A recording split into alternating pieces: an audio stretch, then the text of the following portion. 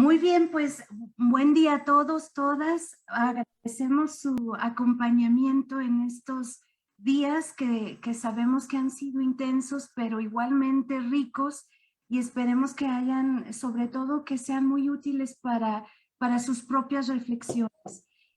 Muchas gracias de verdad por ese acompañamiento solidario que nos han dado. Y bueno, en efecto, como dijo el doctor Ernesto Menchaca, esta semana ha sido en honor a nuestro compañero, amigo, colega, el doctor Eligio Mesa Padilla, quien, bueno, como ustedes ya saben, se destacó por ser un férreo defensor de la universidad pública y un luchador social y además sindical. Y en ese tenor, pues nos complace tener hoy entre nosotros al doctor Carlos Antonio Aguirre Rojas, quien también se ha destacado por cultivar el pensamiento crítico en varias esferas. El doctor Carlos Aguirre ha sido un interesado nato en las ciencias sociales, como lo demuestran sus estudios en economía y en historia. En economía obtuvo su licenciatura, su maestría y su doctorado. Y en historia, su postdoctorado, mismo que realizó en la Escuela de Estudios Superiores en Ciencias Sociales de París. Sus campos temáticos de interés se mueven entre la historia de la historiografía, sí, con marcada preferencia por autores que cuestionan el estado de cosas, y la teoría de la historia del largo siglo XX, por un lado, y por otro, los movimientos sociales, especialmente como que se inclina por los que acontecen en América Latina. Bueno, fue distinguido recientemente como investigador emérito por el Sistema Nacional de Investigadores, al cual ingresó siendo muy joven.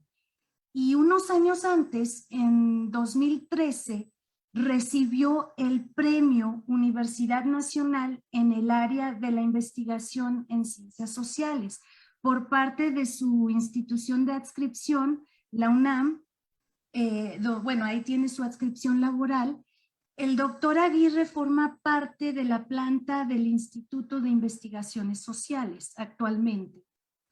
Al momento de recibir este último premio en 2013, el doctor ya contaba con 28 libros y 65 artículos publicados en México y en otros 26 países. Esto se tradujo en una difusión en 16 lenguas. Había asesorado para entonces a 26 tesis en los niveles de licenciatura, maestría, doctorado, y bueno, eso fue entonces, pero por supuesto que dadas sus incesantes inquietudes, pues estos números continúan en crecimiento hasta el día de hoy, o sea, seguimos contando. Entre sus publicaciones más recientes se encuentran los artículos de El mundo en tiempos del COVID-19. Está también México en el largo siglo XX histórico, pistas balesterianas o balestinas, le llama él, balestinianas, ¿verdad, doctor? Balestinianas. Eso. Bueno, en honor a Immanuel Wallerstein. Bueno, para su reinterpretación, ese es el título. Y también Eduardo Palmer Thompson en América Latina sobre la economía moral de las multitudes latinoamericanas. Así también está su libro reciente de movimientos antisistémicos y cuestión indígena en América Latina. Y bueno, esto obviamente entre muchos otros. Y corrígeme si estoy mal, doctor, su libro denominado El Antimanual del Mal Historiador, o Cómo hacer hoy una buena crítica, va en su edición 18ª. No, 20ª. Válgame. Felicidades. Gracias, sí. Y aunado a ello, el doctor Aguirre es director y fundador de la revista Contrahistorias, La Otra Mirada de Clio. Igualmente, también obviamente, pues continuó con su labor en asesoría de tesis, y aquí cabe mencionar que fue director de la investigación doctoral de nuestra entusiasta compañera, la doctora Maleli Linares, a quien también agradecemos su gestión en esta invitación. Gracias, Maleli. Y bueno, por supuesto al doctor Aguirre por su aceptación, porque después de hurgar en su hoja vital, sabemos que es solicitado en varias latitudes del globo, y no es broma. Bueno, el tema que nos trae hoy a la mesa es la contribución del neozapatismo a la teoría del poder. Sin duda de interés para la ciencia política, pues que tiene como objeto de estudio las relaciones de poder. Precisamente, pues, o sea, precisamente ese es el objeto de estudio. Y mejor aún, su cuestionamiento. Entonces, sin más, le pasamos la palabra, doctor. Si le parece, charlamos 1 hora, 10 minutos para dar espacio a intercambios que estoy segura que los va a tener bastantes inquietudes. Adelante, doctor. Gracias, muchas gracias.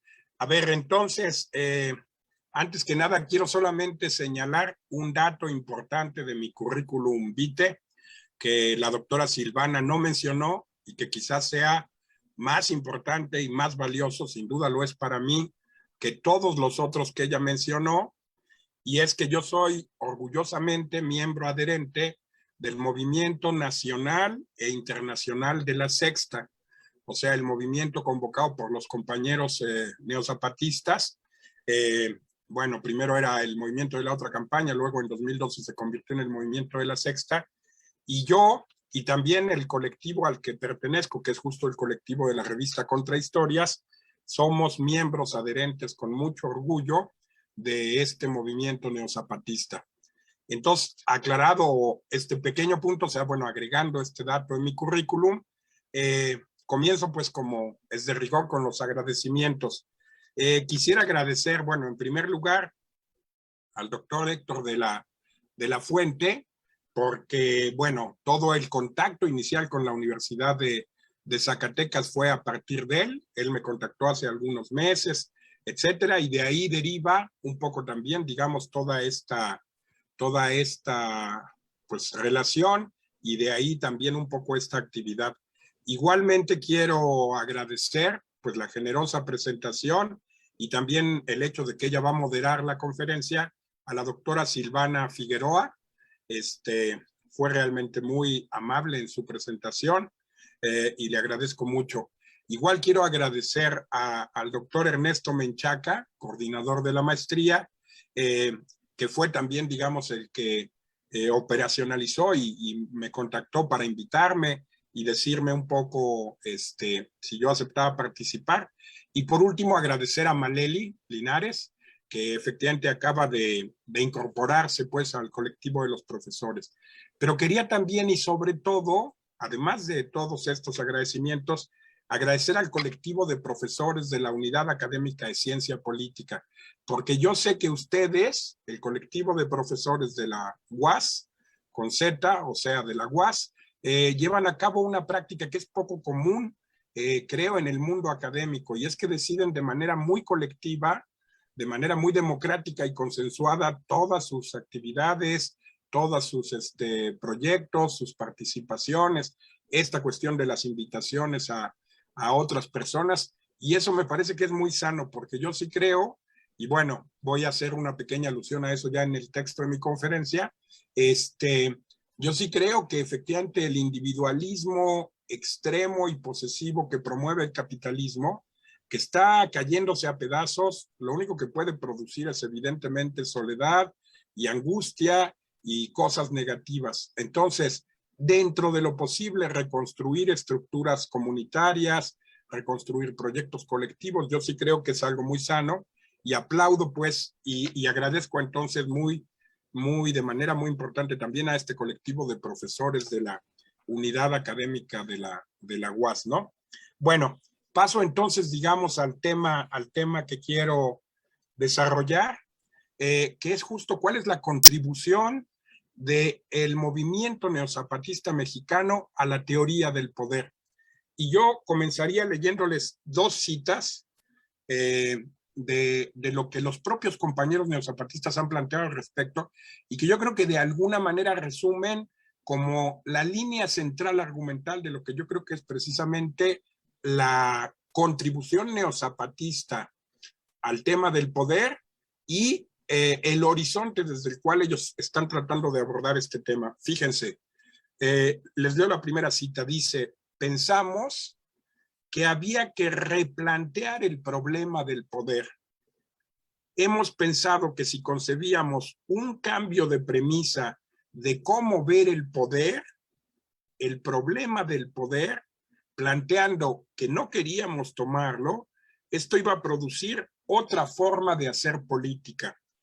Esta cita es del subcomandante insurgente Marcos, hoy extinto, en la intervención en la mesa 1 del primer encuentro intercontinental por la humanidad y contra el neoliberalismo. Les leo la segunda cita sobre este mismo tema, y la segunda cita dice lo siguiente: nuestro quehacer político no es tomar el poder, no es tomar el poder por las armas, pero tampoco por la vía electoral o por otra vía putschista, etcétera. En nuestra propuesta política, nosotros decimos que lo que hay que hacer es subvertir la relación de poder. Entre otras cosas, porque el centro del poder ya no está en los estados nacionales. De nada sirve, pues, conquistar el poder. Un gobierno puede ser de izquierda, de derecha, de centro, y finalmente no podrá tomar las decisiones fundamentales. Es decir, el dueño de la finca, el verdadero mandón, es el capitalismo mundial. Bueno, esto es un agregado. Y termino con una tercera cita que dice: es necesario construir una nueva cultura política. Esta nueva cultura política puede surgir de una nueva forma de ver el poder. No se trata de tomar el poder, sino de revolucionar su relación con quienes lo ejercen y con quienes lo padecen. Bueno, yo lo que creo es que en estos tres párrafos que leí se condensa lo esencial de la lógica y del horizonte de cómo precisamente los neozapatistas ven el problema del poder. Y claro, quiero que el sentido de mi conferencia sea darle fundamento y darle contenido a esta afirmación.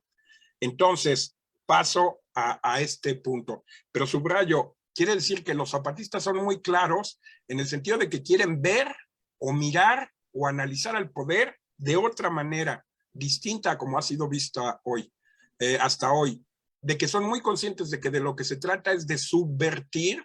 Yo agregaría aquí desde abajo y a la izquierda, yendo en la misma lógica de los compañeros, subvertir al propio poder y subvertirlo revolucionando, otra vez desde abajo y a la izquierda, la relación con quienes lo ejercen y quienes lo padecen. Bueno, aquí está el núcleo de la teoría del poder neozapatista. Para entender esto, yo comenzaría diciendo, ¿qué cosa es el neozapatismo? Y yo creo que los compañeros mismos nos han explicado mucho qué cosa es el neozapatismo. Nos han dicho, el neozapatismo es una cosa extraordinariamente original, extraordinariamente, diríamos, singular, que nace de una fusión, o diríamos, aquí recuperando a Bolívar Echeverría, de un mestizaje cultural complejo entre, de un lado, lo que se llama la generación de la dignidad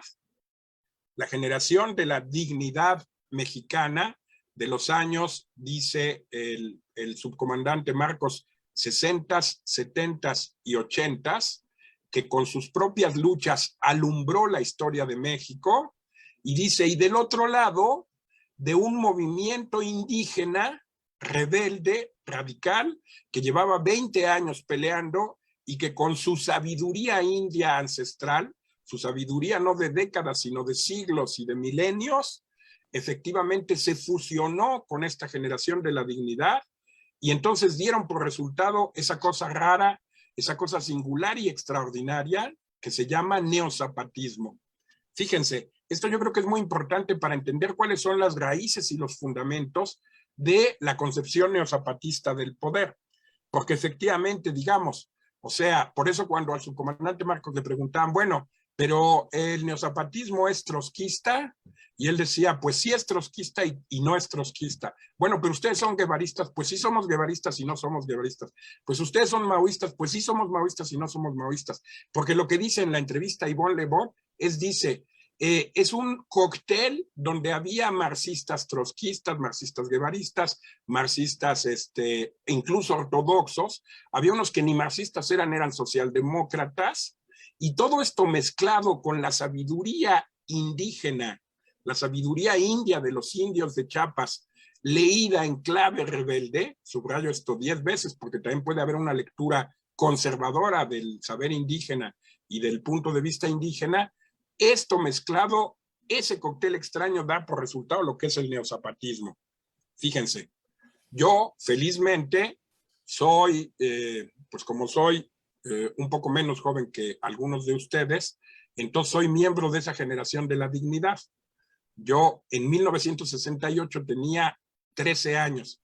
Entonces, yo creo que puedo hablar con cierto conocimiento de causa de lo que era esa generación de la dignidad. Esa generación de la dignidad en México, a la que alude el subcomandante Marcos, es directamente hija de la revolución del 68. Y la revolución del 68 fue una revolución radical que, entre muchísimas otras cosas, también transformó la cultura política y transformó también el marxismo de las generaciones de aquella época. El marxismo sufre una revolución profunda donde el marxismo reformista de todos los partidos comunistas del mundo entero, incluido el mexicano, porque ustedes saben que Morena hoy pues no es más que una pálida versión de una pálida versión de una pálida versión entre de tantos otros elementos de lo que fue el Partido Comunista Mexicano. Todo el Partido Comunista Mexicano se metió en su momento al frente de la Revolución Democrática de Cárdenas. Bueno, antes ya se había metido, se había aliado con el partido, ¿cuál era? El Mexicano Socialista de Berto Castillo, y fundaron el PSUM y tal, y el PSUM se metió a la corriente democrática, y después, según ellos, eran la fracción de izquierda del PRD, y ahora fingen que son la fracción de izquierda de Morena, y de veras dan un poco, digamos, risa, pero porque ellos dicen que van a jalar a Morena hacia la izquierda y tal, y prominentes miembros del viejo Partido Comunista, como por ejemplo Juan Luis Concheiro, al que yo conocí en tiempos de la preparatoria, están ahí de altos funcionarios, digamos, del gobierno de López Obrador. Pero fíjense, entonces, este marxismo renovado que critica y desconstruye radicalmente al marxismo, diríamos, manualesco, vulgar y para nada radical, para nada revolucionario de los partidos comunistas, hace aflorar a muchos marxismos, al marxismo trotskista, maoísta, libertario, etcétera, que fusionados influyen, digamos, en el propio, en esta generación de la dignidad y crean los elementos de ese neozapatismo. ¿Qué es lo que yo diría que esta generación de la dignidad aporta como fundamentos para la construcción de la cosmovisión sobre el poder neozapatista? Esto en realidad no ameritaría una conferencia, sino un curso entero, pero bueno, voy a tener que resumirlo telegráficamente, pero si quedan dudas al respecto, podemos retomarlas en la parte de la discusión. Fíjense, Marx en los Grundrisse, en el capítulo primero de la ideología alemana, en el 18 Brumario, desarrolla toda una compleja teoría del poder. Hay una definición del poder de Marx clarísima que está en el capítulo primero de la ideología alemana. No la repito porque tengo que ir rápidamente, pero fíjense, Marx nos enseñó primero que el poder no es necesariamente algo negativo y que puede existir de un lado el poder comunitario armónico, y de hecho existe antes de que haya sociedades de clase, y luego puede existir el poder antagónico clasista, que es el que existe y predomina hoy en el planeta entero. Pero esta distinción la tienen muy clara los propios compañeros neozapatistas, porque ellos precisamente oponen el poder comunitario armónico al poder precisamente antagónico clasista.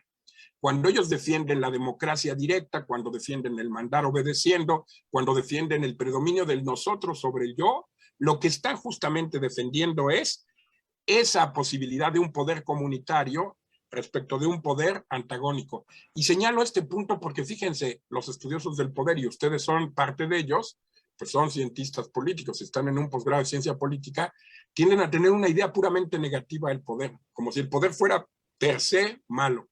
Y el poder actualmente dominante sí es una porquería total, o sea, el poder actual sí es negativo, destructivo, nefasto, corrompe, y de ahí vienen todas esas frases, o sea, el poder corrompe y un gran poder corrompe en gran medida, etcétera.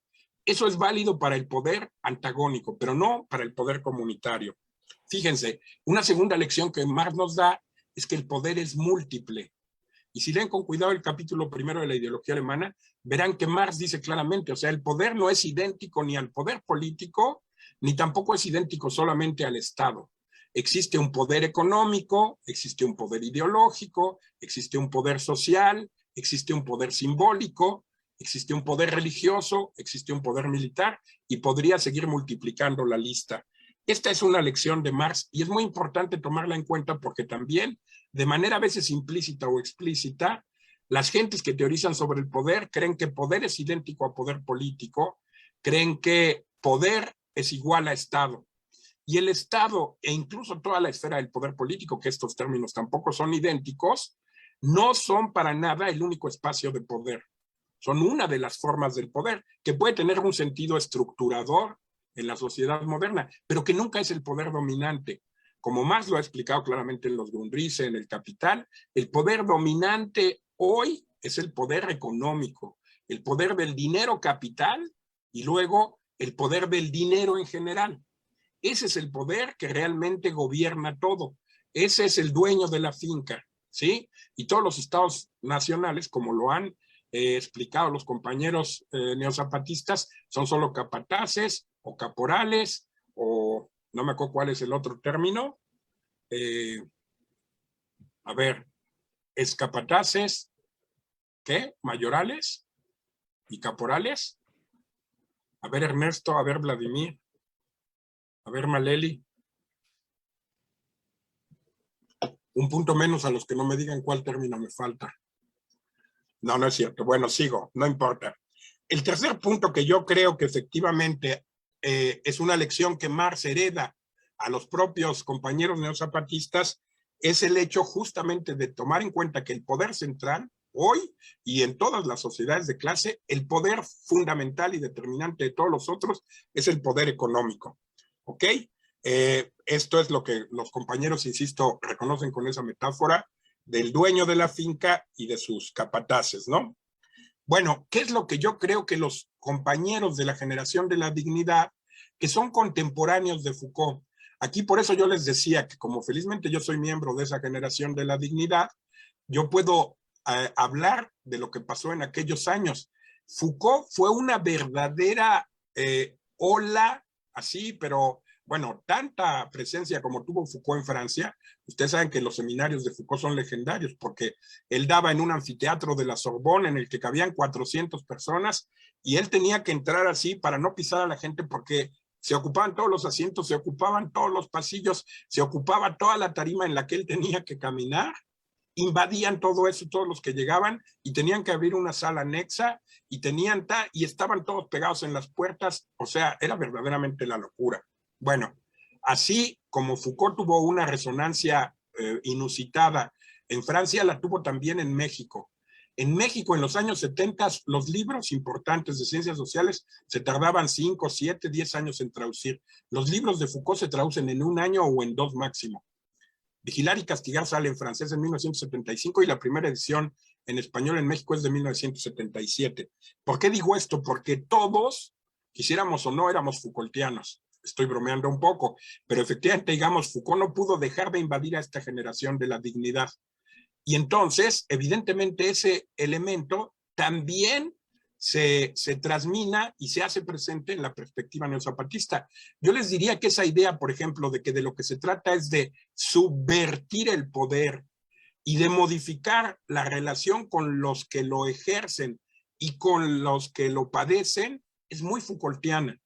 Justamente diríamos, Foucault estudia las condiciones de emergencia, las condiciones de posibilidad, los modos de construcción, bueno, a veces de los epistemes, luego de las prisiones, luego del poder, luego, digamos, de la personalidad humana, luego del yo, etcétera. Pero, digamos, esta idea como de ir a los fundamentos y a las condiciones que hacen posible es una idea muy Foucaultiana. Bueno, entonces, los miembros de la generación de la dignidad saben, a partir de Foucault, que el poder no es una cosa, el poder es una relación humana. Entonces el poder no es la institución en sí misma, no es el edificio, no es la entidad abstracta, es una interacción entre los hombres. Y recuerdan aquella frase que decía el subcomandante Marcos en 1994, cuando le preguntaron, decían, ¿y qué ustedes qué quieren, tomar el poder y tal? Y él decía, no, el Palacio Nacional no nos gusta, está demasiado feo, se pueden quedar con él. O sea, porque los zapatistas entienden que el poder no es un edificio feo, en el que ahora además vive el presidente, sino, o sea, no es tampoco ni siquiera la institución en abstracto, son las relaciones reales. Por eso, si no modificamos esas relaciones reales, y no solo económicas, sino sociales, políticas, culturales, familiares, cotidianas, religiosas, militares, etcétera, no vamos a lograr vencer realmente de manera efectiva al propio poder. Y en segundo lugar, ¿qué es lo que aprenden de Foucault? Una lección que Foucault extrae después de 1968, pero que la extraen también muchos otros autores, que la extrae Immanuel Wallerstein, que la extrae la generación entera del 68 y que la extraen también los neozapatistas, que es, para hacer la revolución social no es suficiente con tomar el poder político. Es eso que Wallerstein llamaba la estrategia en dos pasos. O sea, decir, a ver, la estrategia de la revolución es, tenemos que organizar voy a volver a este punto, un ejército poderoso, tenemos que organizar a todas las masas, de repente en el gran día tomamos el Palacio de Invierno, nos hacemos con el poder del Estado y desde el poder del Estado transformamos toda la sociedad. Toda la historia del siglo XX es la demostración reiterada del fracaso de esta estrategia, ¿sí? No basta con tomar el poder político si queremos cambiar a la sociedad. Y eso lo reitera Foucault. Foucault es muy enfático en decir que lo que hay que hacer es mirar no solo al poder que está depositado en el ámbito de lo político y en el Estado, sino que hay que mirar las estructuras de poder a lo largo y ancho de todo el tejido social, y a partir de esas estructuras que están presentes en todo el tejido social y que alimentan y sostienen al propio poder político, plantear entonces la transformación radical. Y eso es algo que los neozapatistas también van a plantear, porque van a plantear justo que su proyecto de revolución es un proyecto de revolución social integral, global. Vamos a insistir en este punto más adelante. Bueno, ok. Hay que señalar un punto. No, pero primero déjenme desarrollar la otra cuestión. Si una de las matrices es precisamente esa generación de la dignidad que lleva múltiples marxismos e interpretaciones de Marx, y con ellas estas lecciones que mencioné, y lleva también los aportes de Foucault y las lecciones de Foucault y las lecciones del propio 68, que también acabo de mencionar, la otra gran matriz fundamental que alimenta al neozapatismo es el saber indígena. Y debo decirles que muchas veces el saber popular es 10 veces superior al saber erudito y libresco de las universidades. No quiero romper corazones, porque todos ustedes están en la universidad y yo también, nadie es perfecto, ya lo hemos dicho muchas veces, pero muchas veces efectivamente el saber de la gente, el saber popular, ese que se condensa en los refranes, ese que representa Sancho Panza, el saber, diríamos, que nace de la experiencia directa, muchas veces es 100 veces superior al saber que se obtiene de los libros, de la reflexión puramente teórica, apartada de la realidad, diríamos, el puro ejercicio intelectual. No necesariamente siempre, y este problema es más complejo, estoy simplificando, pero sí muchas veces. Entonces, fíjense, este saber indio, ¿qué es lo que le aporta, digamos, al neozapatismo en términos del conocimiento de la teoría del poder? Y les voy a decir, ¿saben dónde están condensadas las lecciones principales de ese saber popular indígena, que fíjense además, no es un saber, digamos, de 20 años, o de 30 o de 50, es un saber que se ha ido decantando en las comunidades indígenas durante siglos e incluso durante milenios, ¿sí? Es el mismo saber efectivamente que plantea Sancho Panza. Yo me acuerdo haber leído y quedé muy intrigado cuando una vez el subcomandante Marcos dijo que a un comunista italiano que había venido a visitarlo a la selva en Chiapas, creo que en 1995, él decía, yo lo que hice fue regalarle el más importante y el más brillante texto de teoría política que haya existido hasta hoy. ¿Y saben cuál era ese? Era la novela de Don Quijote de la Mancha. Y cuando uno lee la manera en que Sancho Panza, cuando es gobernador de la isla de Barataria, cómo enfrenta el problema del gobierno y del poder y el problema, diríamos, efectivamente, de la gestión de los asuntos colectivos, uno entiende esa frase del subcomandante Marcos, ¿sí?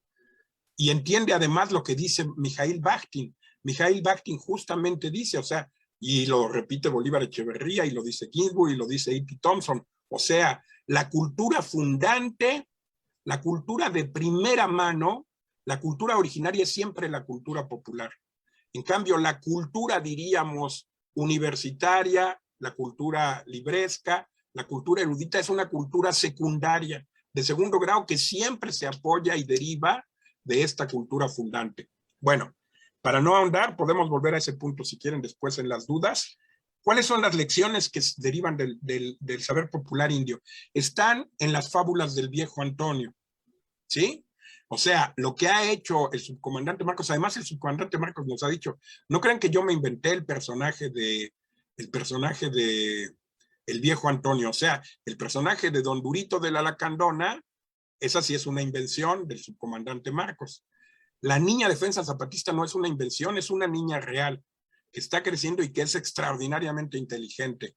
Y yo tuve ocasión de conocerla, todos tuvimos ocasión de conocerla en una de las reuniones en Chiapas. Fíjense, pero en cambio, y entonces, si Durito de la Lacandona sí es una invención, en cambio, el viejo Antonio es un hombre que sí existió, que sí representaba la sabiduría indígena decantada de siglos y de milenios, y que le transmitió esa sabiduría a Marcos y a todo el neozapatismo.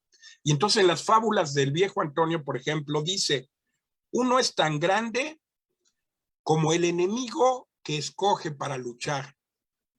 Fíjense, esta frase es muy importante y entonces los zapatistas desarrollan y dicen, claro, si yo elijo un enemigo pequeño, soy tan pequeño como él y me ahogo en un vaso de agua. En cambio, si elijo un enemigo grande, eso me obliga a desarrollarme más, a perfeccionarme más para ser capaz, digamos, de combatirlo. Y ahora pregúntense, por eso los compañeros zapatistas dicen, nuestra lucha no es por cambiar a un presidente, aunque sea tonto como el actual, o sea, muy tonto como el actual. O sea, nuestra lucha no es por cambiar a López Obrador por uno más tonto, va a estar difícil encontrarlo, pero digamos por otro diferente. Nuestra lucha tampoco es contra un partido, no es por quitar a Morena y entonces poner al PAN o al PRI o al partido verde ecologista o al que ustedes quieran. Nuestra lucha es contra un sistema social y además es un sistema que no existe a nivel de México o de América Latina, es un sistema planetario. El enemigo de los zapatistas, y lo acaban de recordar ahora precisamente en los últimos comunicados, las compañeras zapatistas y tal, cuando dicen, a ver, ¿quién está depredando y destruyendo a la madre tierra, a la madre naturaleza? Ese sistema de muerte y genocida que se llama capitalismo. Y el capitalismo es un sistema global de alcance planetario. Ese es el enemigo de los compañeros zapatistas. Entonces, ese es el tamaño de su apuesta. Y eso brota del saber indio popular. Uno es tan grande como el enemigo que define para enfrentar. Fíjense, un segundo principio que viene del saber popular es el principio que dice, cuando enfrentas a tu enemigo, lo que tienes que hacer cuando ese enemigo parece poderoso o lo es, hasta cierta medida, entre las múltiples estrategias para enfrentarlo, tienes que encontrar el modo de usar la fuerza de ese propio enemigo contra sí mismo. Es la fábula que se llama la historia del león y del espejo. Es el principio del judo. En el judo, uno lo que hace es vencer al adversario usando la fuerza del adversario, no la fuerza propia. Eso es exactamente lo que los zapatistas han aprendido a hacer. Fíjense, el neozapatismo de repente guarda silencio y desencadena una crisis de la clase política mexicana tan grande y hace que todos empiecen a pelear entre todos y hace que afloren sus contradicciones y logra que avance su propio proceso de autodestrucción. ¿Saben a qué punto? Realmente, de manera a veces directa y a veces indirecta, es gracias al neozapatismo mexicano que se acabó el régimen de gobiernos del PRI. ¿Sí? Eso no se debió ni al PRD, eso no se debió a Cuauhtémoc Cárdenas, eso no se debió a quien ustedes quieran. El factor central que provocó una crisis política de tales dimensiones en México, cuyo desenlace retardado unos pocos años después fue el fin del sistema de partido único que se llama PRI, fue el neozapatismo mexicano. El neozapatismo mexicano es el responsable principal de que el PRI sea un membrete vacío el día de hoy. O sea, que estén negociando ahí los votos en lo que se llama pues, la política parlamentaria es absolutamente intrascendente. Y obviamente se van a vender al mejor postor. Venden caro su amor, aventureros, pero, y obviamente Morena se los va a comprar. Pero digamos, eso no es significativo, eso no tiene ninguna trascendencia. La reforma de López Obrador va a prosperar y cuando vuelva a llegar el PRI o el PAN o cualquier otro partido al poder, la va a volver a echar atrás. Bueno, es un poco ridículo, pero fíjense, gracias efectivamente, digamos, a la acción del neozapatismo, a veces a su simple silencio, a veces simplemente efectivamente a ciertas tomas de posición y a dialogar con la sociedad civil y marginar a la clase política, ha provocado la crisis del PRI, ha provocado el colapso del PAN, que también está en ruinas, ha provocado el desfondamiento del PRD, que ya no es nada, y está provocando cada vez más aceleradamente también, diríamos, la banalización de del propio Morena. Les cuento algo que yo escuché el otro día en un mercado. Esto no lo invento yo, me habría gustado inventarlo, pero yo lo escucho de la gente y se los transmito. De repente, una gente que había votado por López Obrador, una persona de un puesto de mercado, está decepcionadísimo. Decía, nada, nomás nos ilusionó y nos ofreció el cielo y las estrellas y nosotros votamos por él y ahora está demostrado que es igualito que todos. Es igual de mentiroso, es igual de artificial, no ha hecho ningún cambio, no ha hecho nada significativo, o sea, es un cretino cualquiera, ¿no? Bueno, esta persona no usó ese término, usó uno un poco más fuerte, pero digamos, y al final terminaba rematando diciendo esta frase que me parece fantástica, decía, no, López Obrador tiene razón en los términos, pero se equivocó en el orden de los mismos. Y entonces decía, lo que estamos viviendo hoy en México no es una cuarta transformación, es una transformación de cuarta. Y ya se echó a reír. Y yo coincido totalmente con este compañero. Bueno, esa es una segunda lección importante del neozapatismo. Una tercera lección importante está en el cuento de la historia de la espada, el árbol, la piedra y el agua. Y consiste en algo tan elemental como esto, que es utilizar el tiempo a tu favor. En esa lucha contra el enemigo lo que hay que hacer es aprender a utilizar el tiempo, teniendo paciencia. A veces el subcomandante Marcos ha hablado de la paciencia del guerrero, sabiendo definir y jugar con los tiempos, se puede vencer al enemigo, porque efectivamente el tiempo está del lado del agua, en contra de la espada. O sea, la espada parece muy poderosa, ¿sí? El árbol parece muy fuerte y la piedra parece, digamos, indestructible. Pero dejen jugar el factor del tiempo y entonces la espada se termina oxidando, el árbol se carcome y muere y la piedra se va desintegrando y se vuelve polvo. Pero el agua permanece. Los zapatistas son el agua. O sea, los zapatistas son capaces de vencer y han sido capaces de vencer a la espada, al árbol y a la piedra. y lo han hecho simplemente con paciencia y jugando inteligentemente los tiempos a su propio favor. Fíjense, por eso los neozapatistas dicen, bueno, a ver, hemos peleado durante 500 años. Si fuera necesario, estamos dispuestos a pelear otros 500 años. ¿Sí?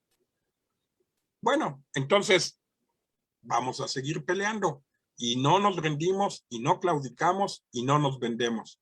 ¿Quién creen que va a ganar? Naturalmente los zapatistas.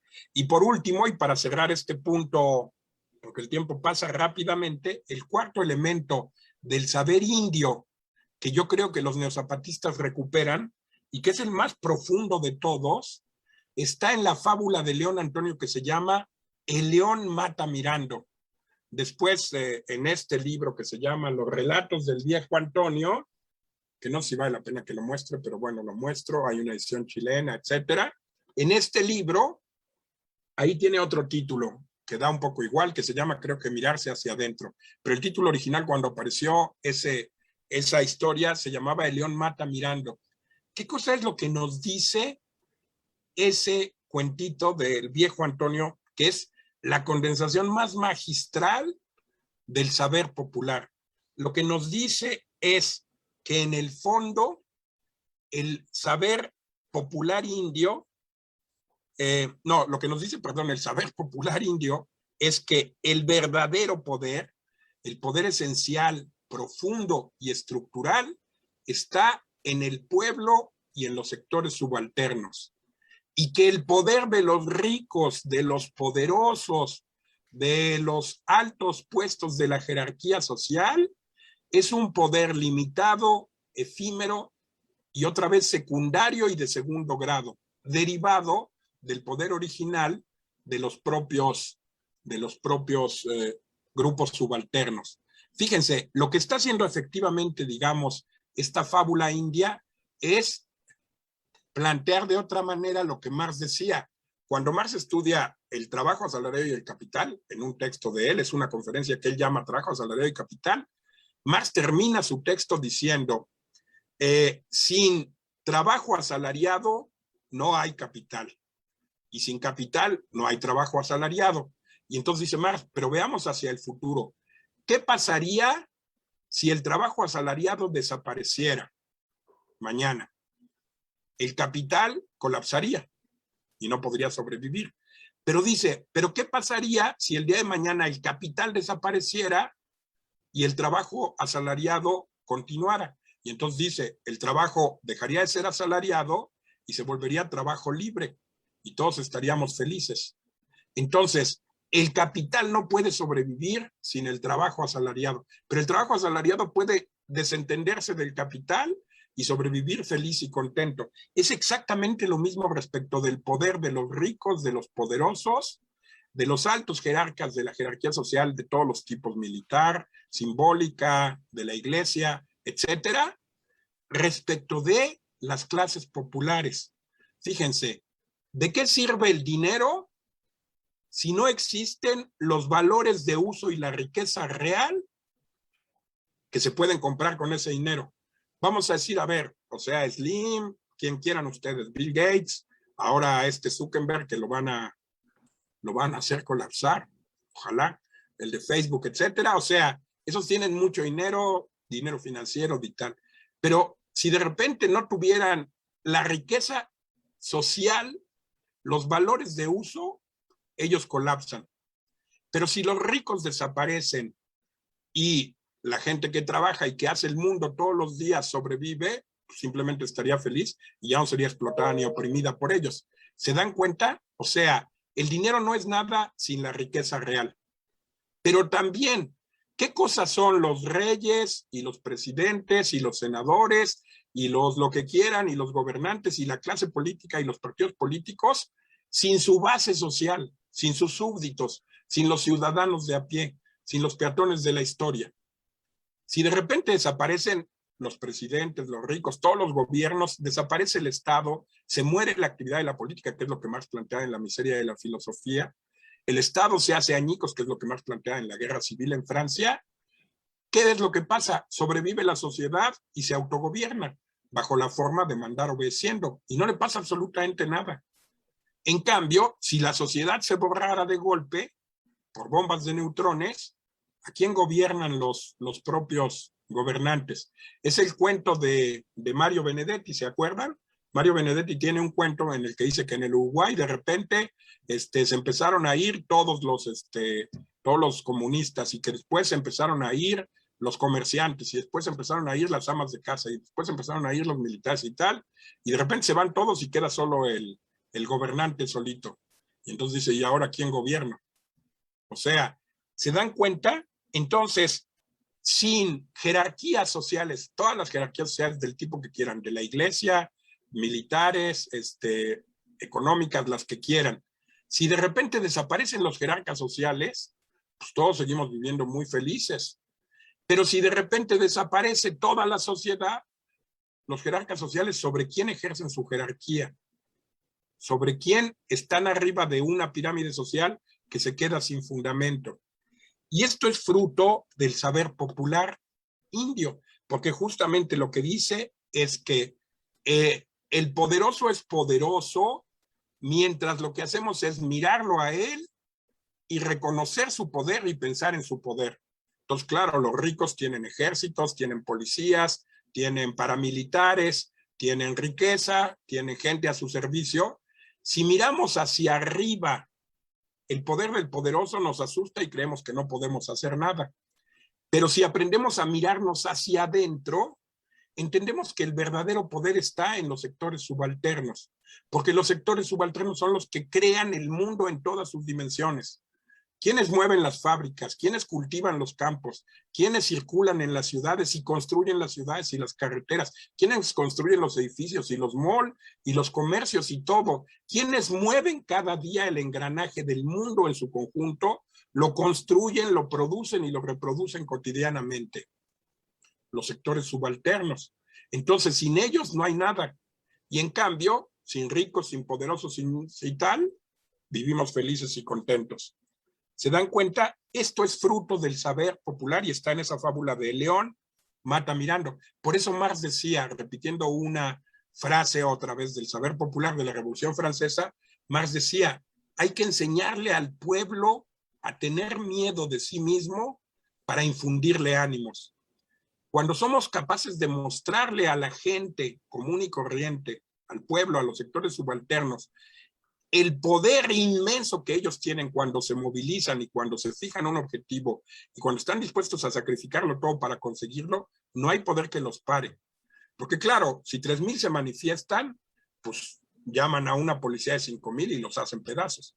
Pero si esa policía de 5,000 se le enfrentan 10,000, bueno, llaman a otros 5,000. Entonces, si después son 50,000, llaman a 50,000. Pero como en todo México solo hay 200,000 soldados, si de repente la manifestación es de 2 millones o 3 millones de personas, y no me digan que eso es una utopía, porque, por ejemplo, por el rayito de esperanza que hoy gobierna la transformación de Cuarta, cuando el desafuero se movilizaron casi 2 millones de personas en la Ciudad de México.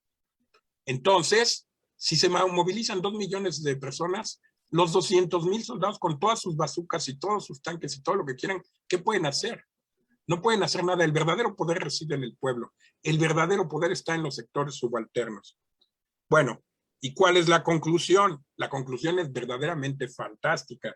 Todos ustedes la saben porque viene de Eurípides y del saber griego, y el subcomandante Marcos la retoma. Y yo se las voy a leer, ustedes me van a perdonar porque esto toma solo un minuto, pero de repente, esperen. ¿Saben qué nos dicen los poderosos? Fíjense, dice, el poderoso cambia de nombre según las cabriolas de la historia, pero una y otra vez nos repite y vende su versión de la lucha en contra suya, de su omnipotencia y de un futuro imposible sin su dominación. Nadie puede derrotarme, dice, y se dice frente al espejo de oro que hace hermoso el crimen y amable la mentira. Y así nos enseñan la historia desde pequeños. Nos convencen de que nadie puede vencer al poderoso. Y entonces, agrega el viejo Antonio, nosotros, los de abajo, siempre tenemos el mismo nombre. No importa el brinco de la historia. Nosotros, los pequeños, somos nadie. Díganme si esto no es el saber popular condensado más extraordinario y fantástico. Nadie puede vencer al poderoso. Y entonces los subalternos afirman, sí, yo soy nadie. ¿Se dan cuenta? Esta es una vieja leyenda del gigante Polifemo, y efectivamente, digamos, nadie aparece, llega el que lo va a vencer y dice, no me acuerdo ahorita su nombre, y dice, sí, es cierto, Polifemo ha dicho la verdad, nadie puede vencer a Polifemo, yo soy nadie. Nadie son los sectores subalternos. Bueno, entonces, hago dos observaciones y paso ya a la cuestión un poco de la conclusión. Hago dos observaciones, porque tengo que puntualizar evidentemente la concepción de poder de los neozapatistas y lo que representa como aportación original. Solo quiero señalar dos cosas. ¿De dónde los neozapatistas, a partir de dónde los neozapatistas pueden recuperar estas lecciones de Marx y de Foucault de un lado y del saber indio ancestral del otro? Y lo pueden hacer, esa es mi hipótesis, porque ellos durante 500 años han representado una modernidad de resistencia al proyecto de la modernidad capitalista. Y desde hace 25 años, es decir, a partir del 1 de enero de 1994, esa modernidad de resistencia que duró 5 siglos se volvió una modernidad alternativa, anticapitalista y antisistémica, retadora de la modernidad actual. Pero fíjense, es que no es que ellos están teorizando en el vacío o pensando en sus recuerdos. Esas tonterías que se decían, que los indígenas chiapanecos vivían en el pasado y que no eran modernos y que eran premodernos y que no sé qué, es una tontería absoluta. O sea, ellos se modernizaron sin duda durante 5 siglos, pero por su propio camino, que es un camino diverso al de la modernidad capitalista. Entonces ellos, en vez de desarrollar el individualismo posesivo, mantuvieron el predominio del nosotros sobre el yo. En vez de ver de manera instrumental y degradada a la naturaleza y depredarla, mantuvieron la idea de la madre tierra naturaleza. En vez de afirmar el principio de la lucha y del trabajo individual, mantuvieron el trabajo colectivo. En vez de separar el poder social del poder político, mantuvieron la vigencia de las asambleas y de la democracia directa y mantuvieron siempre conectados poder político y poder social. ¿Sí? Entonces no están hablando de hipótesis teóricas ni de viejos recuerdos, están hablando de realidades que han sido vigentes por 500 años. Ellos no separan el poder político del poder social. Ahí el poder comunitario de la asamblea domina sobre el colectivo entero. En ellos sigue predominando el nosotros sobre el yo, y ahí no existen lo que Foucault llamaba ni los poderes intermedios, ni el poder disciplinario, ni los micropoderes, que sí existen en cambio en todo México y en todo el resto del planeta.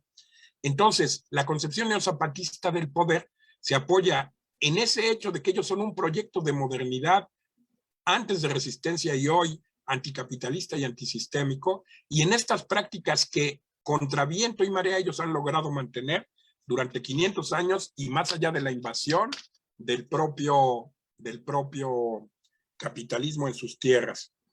Fíjense, ahora, si nos planteamos en qué consiste la concepción neozapatista del poder, ¿no? ¿Cuáles son sus aportes fundamentales a la teoría del poder en general?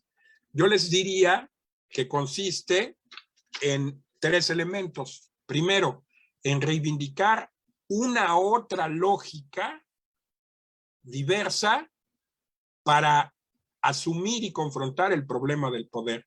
En segundo lugar, en la construcción de una nueva estrategia, no vista y construida desde arriba, sino desde abajo, para justamente, digamos, combatir a este poder y vencerlo. Y en tercer lugar, en una nueva propuesta de con qué debemos sustituir al poder actual, en la lógica de reivindicar otra vez un poder comunitario.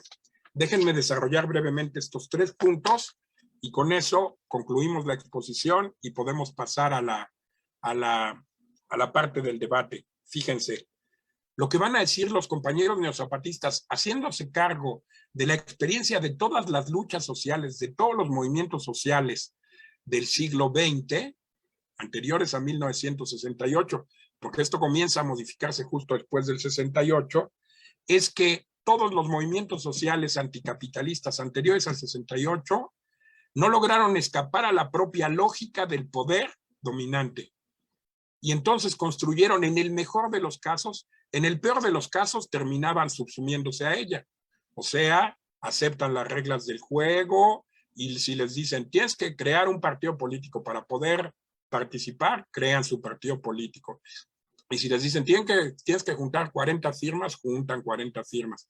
Y si les dicen tienes que poner unos candidatos que sean presentables y que estén bien vestiditos y con corbata y políticamente correctos, los ponen. O sea, en el peor de los casos entraban al juego burgués y evidentemente pues, no lograban nada o lograban un diputado en el parlamento que era irrelevante. De esto se burlaba el Che Guevara. Fíjense, el Che Guevara decía, todo el esfuerzo de los movimientos sociales se tiene que volcar a jugar dentro de las reglas del juego democrático burgués. Ese camino no tiene salida. Ese camino no tiene sentido. Por ahí no vamos a lograr nada. Lo mejor que podemos lograr es 2 diputados, un senador, en un dado caso hasta un ministro. ¿Le suena que esta experiencia se parece curiosamente mucho a los gobiernos progresistas del disque giro a la izquierda de América Latina de los últimos años? Todos ellos aceptaron jugar con las reglas del juego burgués. Todos ellos, aunque venían de movimientos sociales potentes, se volvieron bien portaditos. El caso más dramático y más triste es el de Lula. O sea, no había nadie que tuviera las credenciales de Lula. Lula era un dirigente obrero venido del nordeste brasileño que había fundado la Central de Trabajadores brasileña y el Partido del Trabajo, que estuvo preso en la dictadura, que se forjó en miles de luchas y llega al poder y se vuelve nada. Y después viene a México con Peña Nieto y dice que el programa Hambre Cero de Peña Nieto es fantástico, o no me acuerdo cómo se llamaba aquí, estaba Rosario Robles, y dice que ese programa es fantástico y que es lo mismo que él hizo con el programa Hambre Cero en Brasil, ¿sí? Fíjense, o sea, como dijo el subcomandante Marcos alguna vez, el poder es como el estómago. Es decir, al estómago llega a todo. Llegan desde comidas refinadísimas y sofisticadas, o sea, qué sé yo, un pato a la salsa de ciruelas con pimienta negra y bueno, en fin, no insisto porque si no todos van a decir que ya se acabe la conferencia y que quieren irse a comer, pero fíjense, puede llegar un plato refinadísimo o puede llegar un maravilloso taco, por ejemplo, de carnitas o de barbacoa, o también pueden llegar pues cochinadas, o sea, por ejemplo, chetos o fritos o comida chatarra. Entonces él dice, da igual, todo lo que llega al estómago se procesa, se deglute y ya se sabe lo que produce. Entonces, justo el subcomandante Marcos dice, el estado actual es como un estómago. Ahí puede llegar un Lula, puede llegar un falso líder como Evo Morales, que es un impostor porque ni siquiera sabe hablar aymara, y bueno, en fin, es como dicen las gentes realmente a izquierda en Bolivia, como decían, porque ya ni es presidente, y no hubo un golpe de Estado contra él. Lo que hubo es una insurrección popular que no quería que se reeligiera eternamente, y eso lo dicen los propios intelectuales bolivianos de izquierda.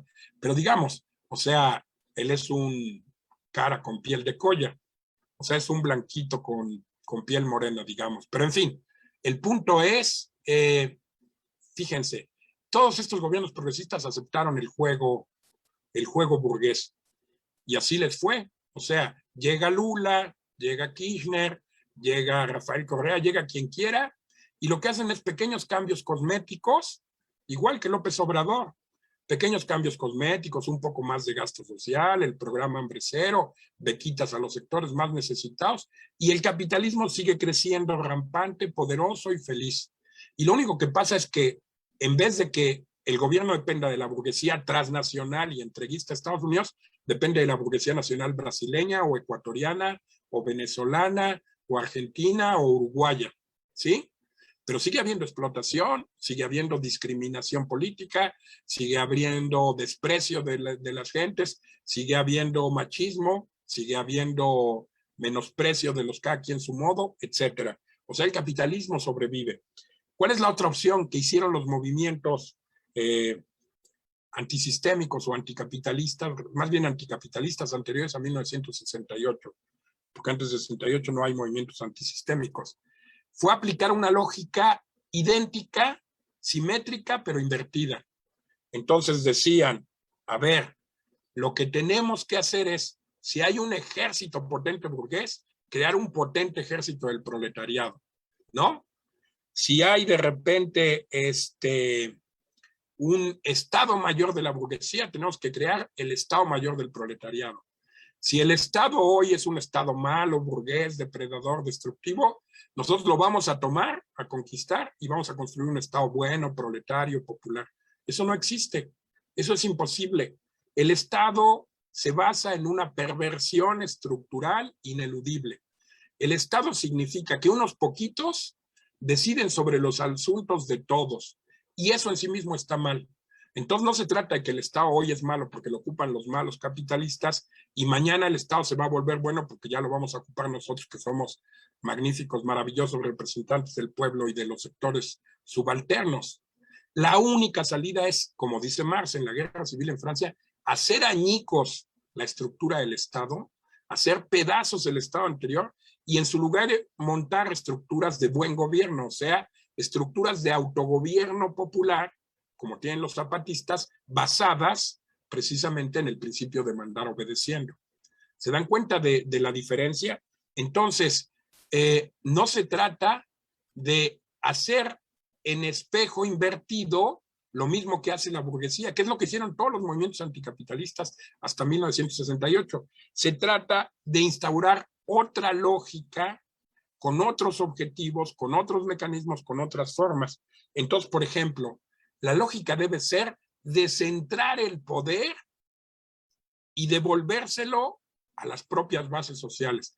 Por eso los neozapatistas, el 21 de diciembre de 2012, hicieron una cosa fantástica, que lo que quería decir el mensaje del 21 de diciembre de 2012 era, aquí en el neozapatismo, las bases son los líderes.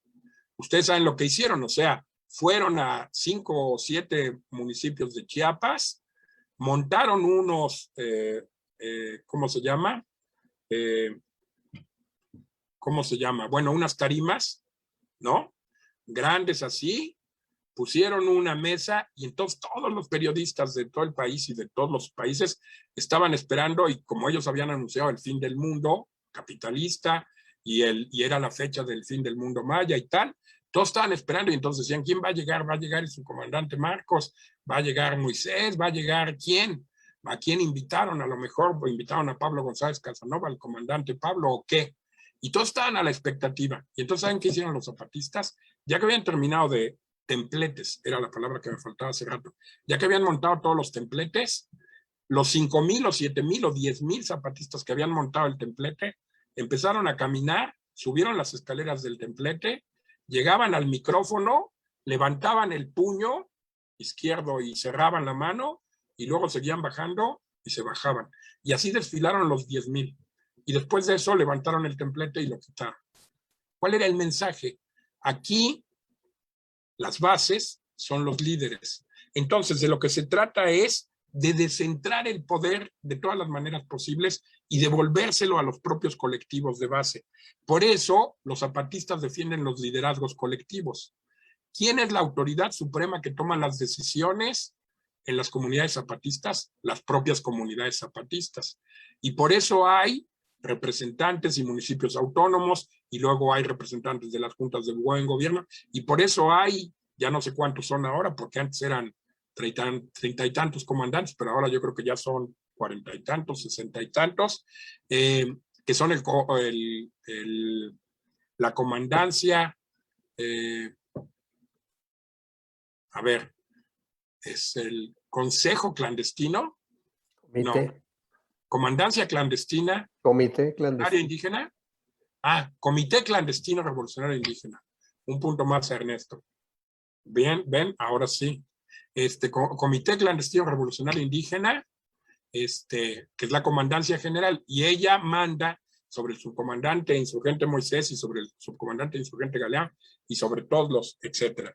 Fíjense, son liderazgos colectivos, son liderazgos rotativos, son liderazgos efímeros. Y fíjense lo que dicen los compañeros, en las juntas de buen gobierno, cualquier miembro de las comunidades zapatistas puede ser miembro de la junta de gobierno. ¿Qué quiere decir esto? Quiere decir desacralizar la actividad de la política. La actividad de la política no es difícil, no es compleja, no requiere doctorados en Yale o en la Universidad de Zacatecas, estoy bromeando, justo en el área de ciencia política, ni en lo que quieran ustedes, ni en París, en el Instituto de Haute Étude en Sciences Politiques de París. O sea, la política la podemos ejercer cualquiera de nosotros. Y entonces cualquiera puede ser miembro de las juntas de buen gobierno. ¿Sí? Bueno, se trata entonces de construir un poder que es horizontal, no vertical, que es dialógico, es decir, que habla pero que también escucha, no es monológico como el poder actual, y que se construye a partir de organizaciones que no hegemonizan y que no homogeneizan, sino que al contrario celebran la diferencia y dialogan en términos de igualdad, construyendo no estructuras de partido piramidales con comité central, cuadros medios y bases, sino redes de redes, o sea, estructuras laxas organizativas muy flexibles. Esa es la otra lógica que anima la concepción del poder neozapatista. ¿Cuál es la nueva estrategia que proponen los neozapatistas? Los neozapatistas proponen una estrategia en la que dicen, fíjense, la estrategia que se construyó hasta ahora por parte de los movimientos anticapitalistas y antisistémicos miraba las cosas desde arriba y hay que aprender a mirarlas desde abajo.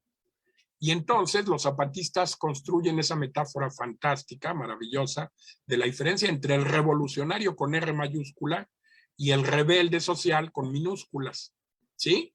Y dicen, el revolucionario es el del esquema pre-68, o sea, todos los partidos, incluso de vanguardia, leninistas, todo lo que quieran pre-68, porque antes de 68 además ese esquema era válido, lo digo entre paréntesis, porque yo además cuando era un poco más joven de lo que soy ahora, era leninista naturalmente, y también era maoísta, pero bueno, guárdenme el secreto, no es cierto. Fíjense, entonces, ese revolucionario lo que decía es, yo lo que tengo que hacer es organizar un movimiento potente, hacer bien tal, buscar la coyuntura adecuada tal, y tumbar al que está en la silla del poder. Llego y lo mato, o lo tumbo o lo corro, y me siento en su lugar, ¿no? Y entonces declaro que llegamos al fin de los tiempos, que ya el Estado antes era malo y ahora yo soy bueno, y que ya viene la liberación de los pueblos. Y entonces dicen los compañeros, ¿y qué demuestra toda la experiencia del siglo XX? Que todos los grupos que llegaron, claro que Lenin sí mantuvo eso, claro que Mao Zedong también lo mantuvo, pero una vez que muere Lenin, llega Stalin, y lo que desarrolla en Rusia no es ni un socialismo, ni un proyecto de transición al comunismo, ni nada, sino un potente capitalismo de Estado. Y sucede lo mismo en China. Se muere Mao, que Mao angustiado provoca la revolución cultural y durante 10 años dice lo que China necesita no es una, sino 2, 3, 100 revoluciones culturales. Hay que hacer de la revolución cultural un proceso permanente. Se muere en 1976, 10 años después de promover la revolución cultural, y la banda de los cuatro, que era el grupo realmente maoísta que iba a continuar el proyecto, es apresada y combatida y derrotada, y llega Deng Xiaoping y reinstaura un capitalismo de Estado en China, que ahora además tiene más potencia que nada, porque los gringos están asustadísimos y ya declararon con todas sus letras que su enemigo principal es China, y por eso hacen todas las historias contra Huawei, que ya es la principal empresa telefónica del planeta. Bueno, en fin, y entonces él dice el propio subcomandante Marcos, entonces, ¿cuál es nuestra actitud de los rebeldes sociales, no revolucionarios con mayúscula, frente a la silla del poder? El revolucionario quiere quitar al que está y ponerse él, hasta que llegue el momento en que otro revolucionario lo quite a él y se ponga en su lugar.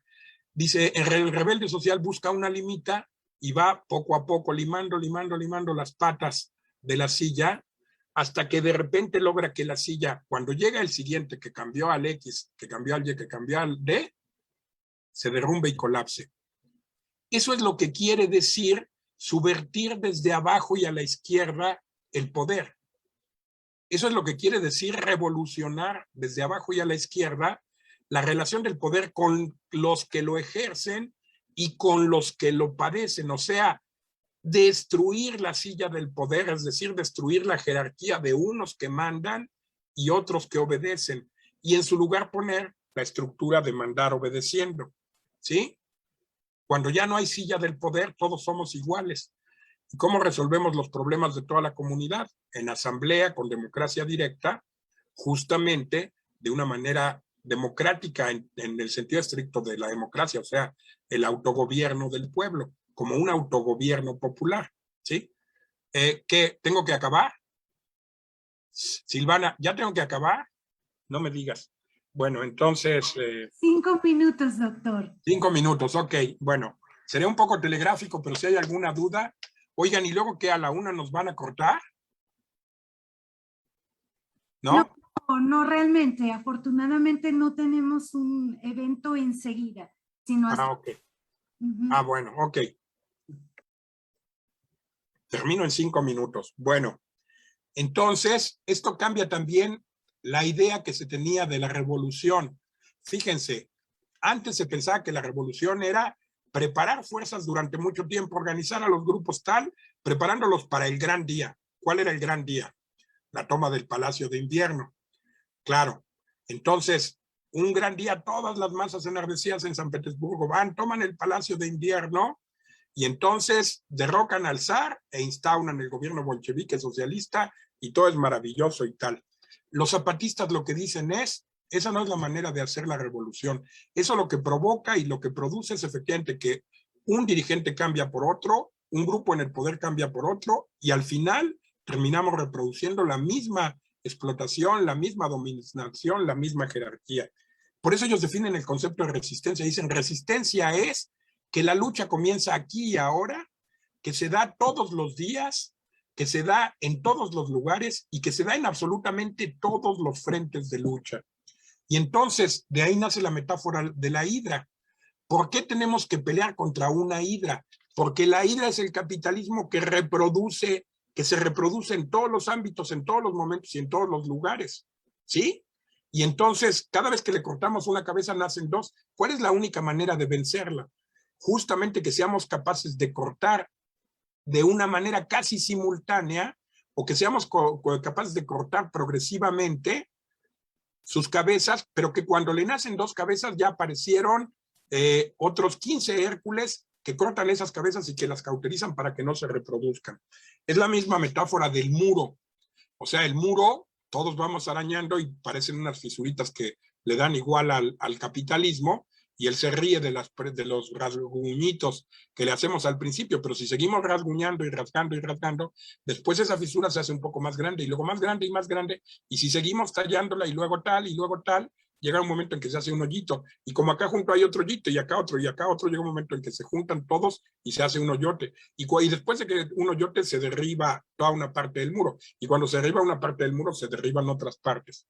Así es la manera en que tenemos que luchar. Es la metáfora china de la muerte del capitalismo, o sea, la muerte de un mandarín chino por 1000 heridas pequeñas. Si ustedes le hacen una herida a una persona, se desangra tantito, pero si le hacen 15, se empieza a desangrar más. Pero si le hacen 1000 heridas en todo el cuerpo, se muere desangrado.